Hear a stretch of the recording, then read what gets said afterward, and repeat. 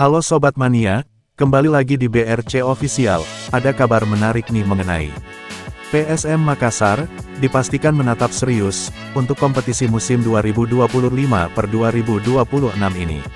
Ini terlihat, dari keseriusan manajemen tim dalam membangun skuad, dengan mendatangkan pemain-pemain baru. Sejauh ini, 3 pemain lokal sudah didatangkan tim berjuluk Juku Eja ini. Di antaranya ada, Rifki Dwi Setiawan, Reski Fandi, dan Muhammad Teja Kusuma.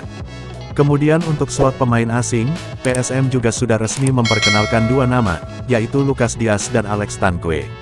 Kedatangan 2 pemain asing ini, membuat PSM Makassar sudah punya 6 pemain asing, dan menyisakan 2 slot lagi. Terkait 2 slot pemain asing ini, manajemen PSM, tampaknya akan memaksimalkannya dengan baik. Media Officer PSM Makassar, Sulaiman Abdul Karim menyebut, 2 slot yang tersisa ini akan diisi. Ia menyebut kedua pemain ini, tampaknya sudah mencapai kesepakatan dengan klub, namun masih ada kendala, sehingga belum diperkenalkan.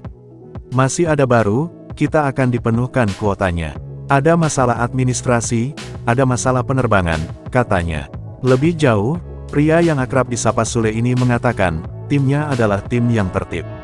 Di mana pemain-pemain baru ini, nantinya baru akan diperkenalkan, ketika sudah dokumen dan transfernya sudah rampung.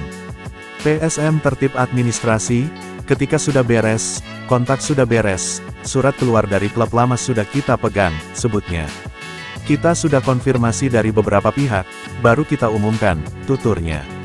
1 pemain asing, dirumorkan segera gabung PSM Makassar, ialah Savio Roberto. Nah itu dia sobat untuk update kabar hari ini, bagaimana pendapat kalian sobat, tulis pendapat kalian ya sobat, dan jangan lupa like, komen dan subscribe.